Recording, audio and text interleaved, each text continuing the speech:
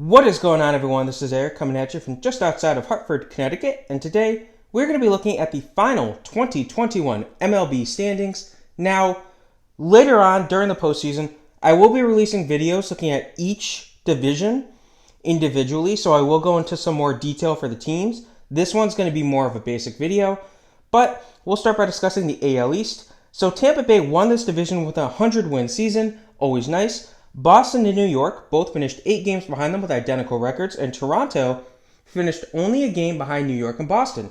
So the 4 of these teams had 90-plus wins. Very impressive season for the AL East. This is always a gauntlet of a division. So they're back to the normal, mid-2000s AL East. And Baltimore, unfortunately for them, they're clearly just not there. They finished 52 and 110. But Tampa Bay, reigning AL champions, very strong team. They definitely want to make another mark here. They will be, basically the AL title will be running through Tampa Bay, so it's always nice. Tampa Bay, strong team, like I said. The pitching, Shane Baz is getting there, so I can't wait to talk about these guys in the upcoming playoff predictions. Boston, they're lucky that they had the head-to-head tiebreaker over New York. The offense is gelling. The pitching, still a little bit of concern. New York, very similar concept. The offense is still doing very well. The pitching staff, they are getting somewhat healthy, but there's still some concerns. Toronto, tough luck missing out of the playoffs. If you would have been in basically any other division, you would have won the division. So it's always rotten luck. And it stinks. I get it. George Springer was one of the better bats, so he would have been lethal in the postseason. Baltimore, you got next year to look forward to at least, so you're not completely screwed. You still have some reinforcements on the way. I'm going to always mention Adley Rutschman until he makes his debut. Very solid player. And due to a tiebreaker, you currently have the number 1 pick in the 2022 draft. So, always nice. Next, we go to the AL Central. Chicago ran away with this division. Cleveland and everyone else finished below 500. So, Cleveland finished just below 500, 82 and 80. And then Detroit, Kansas City, and Minnesota all had 70 wins or more.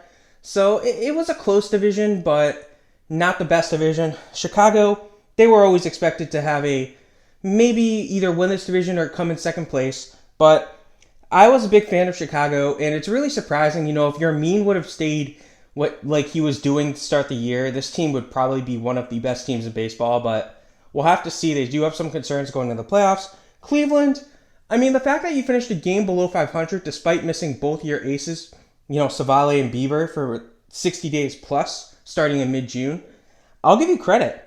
You did better than I thought you would. Jose Ramirez really just willed this team to an extent. And Detroit, you guys are competitive. I wasn't expecting this good of a season from Detroit. So you got a lot of young players on the team that are producing. You got a lot of role players on the team that are still doing things. Miggy, of course, entered the record books. So it's going to be interesting to see what happens with Detroit. But I think they're kind of waiting for the Miguel Cabrera contract to be off their hands, so then they can go for another championship.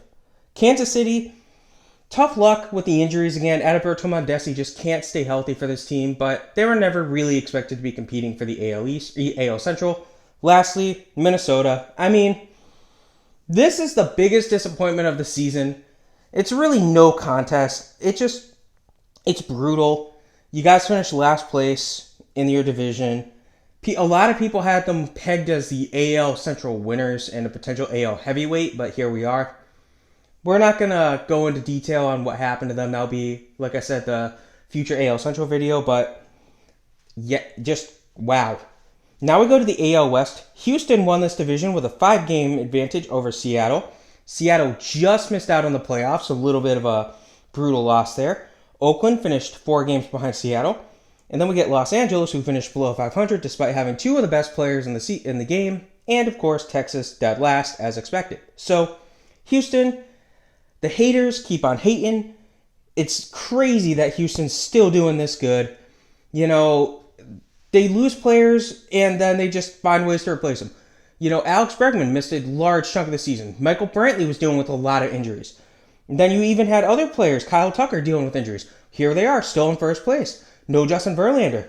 Crazy. Seattle, this looked like it was going to be your year to break the curse. But, unfortunately, you just missed out on the playoffs by 2 games.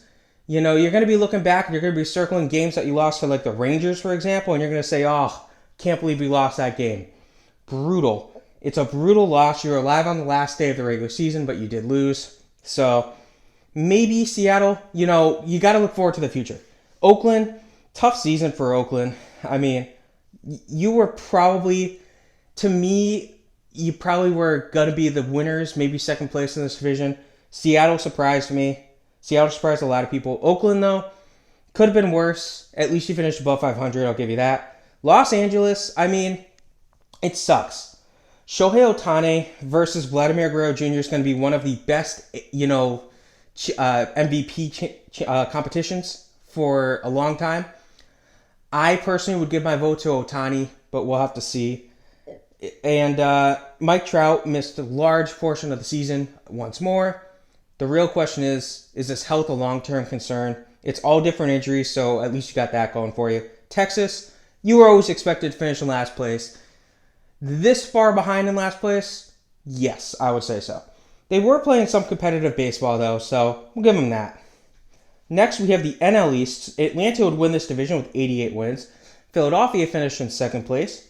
And then New York, Miami, and Washington would all finish behind them. So Atlanta, I'm surprised that Atlanta won this division. To me, it speaks volumes on the Phillies and the Mets more than it does Atlanta. The fact that Atlanta was able to hold on and win this despite losing, of course, Ronald Acuna Jr.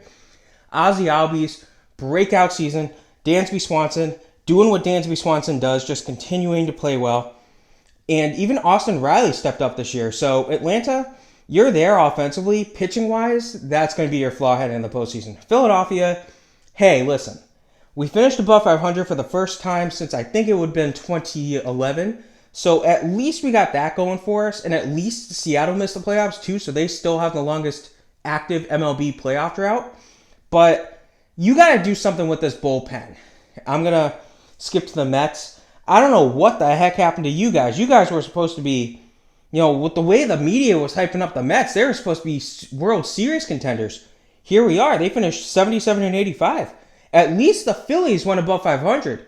You guys are a massive disappointment too. Again, because of how the media and your fan bases were hyping you up.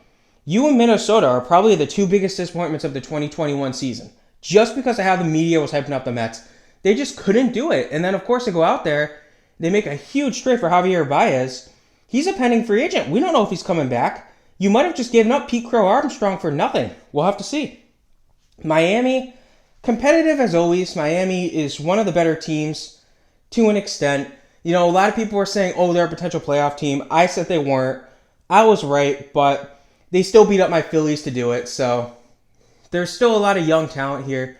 And I think they're going to be better next year. They could easily be an 80-win team in 2022, depending on how free agency goes. Because remember, they'll have Sixto Sanchez back. They'll have Trevor Rogers back. So Washington, I mean, when you went on that fire sale trading away Turner and Scherzer, we kind of knew that you were going to be basement dwellers in this division. So it's tough, but good luck to you guys in the future. Strasburg is the real question mark. Now we go to the NL Central. Milwaukee won this division. St. Louis, finished right behind them.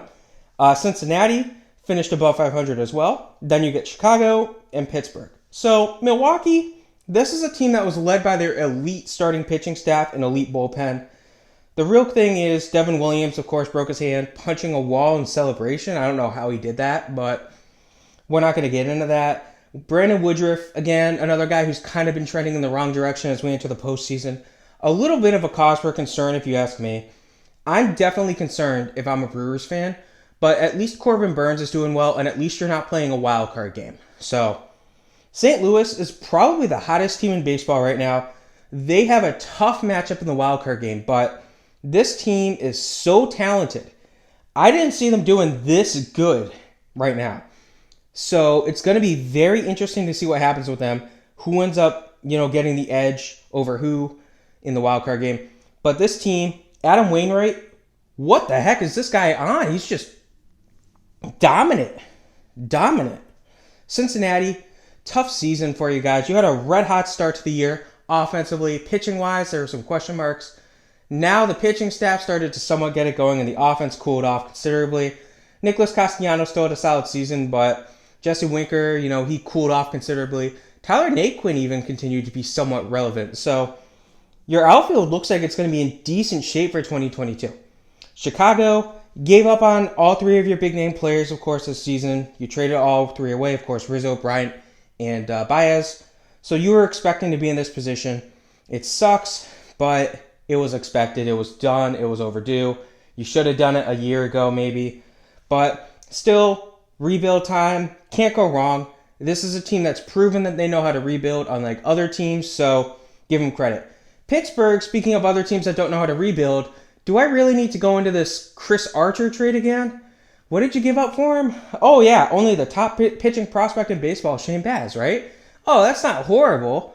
Do we need to go into Tyler Glasnow or Austin Meadows? No. I mean, you guys, Brian Hayes looked like he should have been a potential Rookie of the Year contender, but then he got hurt in the second game of the season, went on the IL, 60-day IL, came back, didn't really figure it out. So, I mean, it is what it is. After he missed home plate or first base on that home run, it kind of screwed him over, but it is what it is, really. Pittsburgh, you were always expecting to be in last place in this division. Lastly, we have the NL West, where San Francisco and LA fought until the end for winning the NL West. San Francisco, with a franchise record, 107 wins, won the division over the LA Dodgers in their 106 wins. Very impressive season from both these teams. However, San Diego did not do that well. They finished 79-83, so they actually finished below 500. They are also one of the bigger disappointments in the league, but I will give them a little bit more of a break than I will the New York Mets and the Minnesota Twins, just because, they did have Tatis deal with an injury and their pitching staff to deal with injuries, so they at least do have the injury card coming into play. Colorado finishing fourth and Arizona finishing last. I already discussed San Diego, so San Francisco, I don't know where the heck this came from. They're playing like a team a decade ago, like the team played a decade ago. Buster Posey seemed to love having that year off to spend time with his newly adopted twin daughters. And he's come back like a man on the mission. Brandon Belt, unfortunately, he's going to miss some time in the postseason, but he's been pretty good. Darren Ruff's been pretty good. It's just this team is so dang unexpectedly doing good. DeSclafani, I don't know what's going on, but keep it coming. Keep it coming, Dodgers or Giants. Dodgers, though, you got to play a wild card game against the hottest team in baseball, St. Louis. Gonna be a tough one, but at least you're the host for it. You have such a strong pitching staff, and you've been one of the hottest teams in baseball since the trade deadline. I think there's a crazy stat, like they're 50-13 or something like that since the trade deadline. And surprisingly, they've only gained one game on the Giants. So that tells you how hot the Giants have been too. It's just, this was a dogfight until the end. I already discussed San Diego. Colorado, the real question is Trevor Story with this team. Is he going to come back? Probably not. So Arizona, always expected to be in the basement. So it's a tough season. Still don't understand the Mad Bum signing for you guys. You should just be in full-on rebuild mode. Now, they did finish with the same record as Baltimore, but due to the tiebreaker situation, Arizona has the number 2 pick. So I hope you enjoyed that meaningless win yesterday that cost you the number 1 pick. Anyway, I hope you guys enjoyed this. This was the final MLB standings. Once I have the division breakdowns up, I will link them all in the description below. I hope you guys enjoyed it. Have a good rest of your day.